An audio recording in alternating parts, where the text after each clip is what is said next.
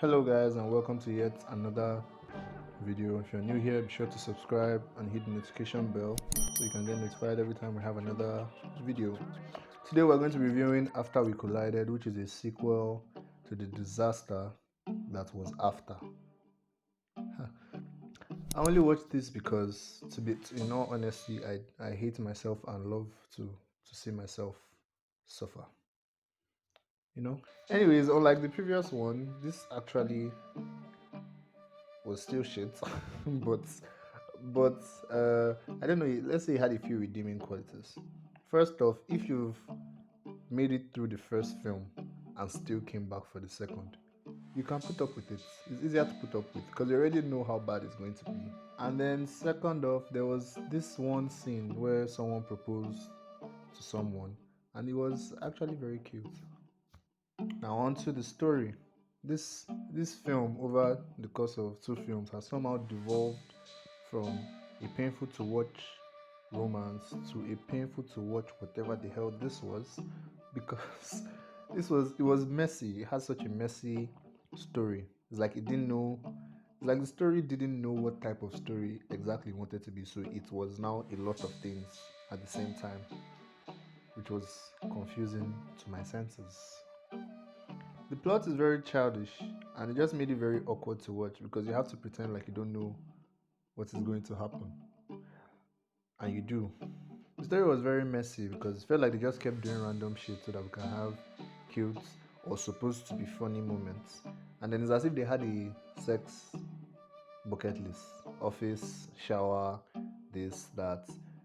So at some point in the middle of the film, it felt like they were just doing things so we can move from one sex scene or sexual scene, sometimes it's not actual sex, from one sexual scene to the next.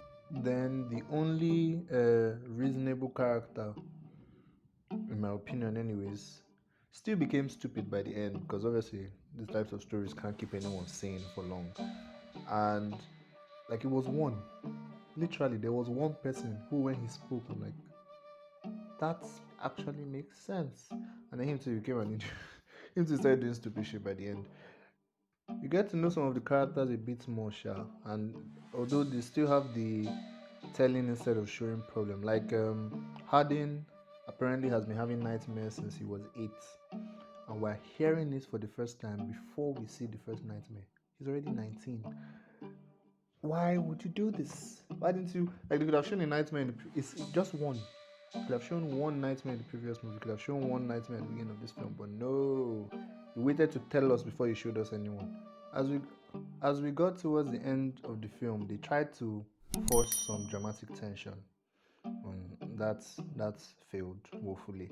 And then there was this let's call it a dramatic choice they used to end the film and set up the sequel, and I'm just like, oh my god, this film was just like 100 minutes eye roll.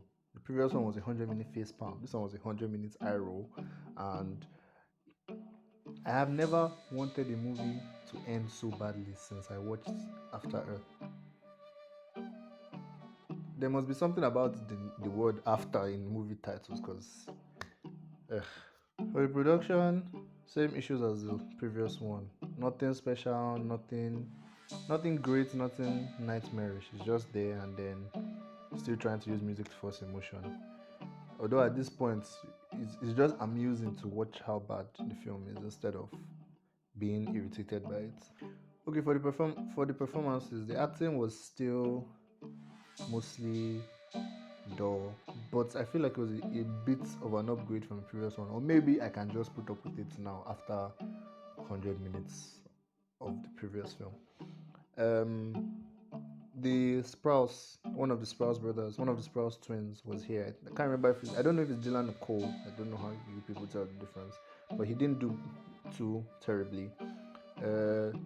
Whoever the woman was that played Hardin's mom, also pretty cool. And I liked Vance, the guy that played Vance. I've seen him in How to Get Away with Murder.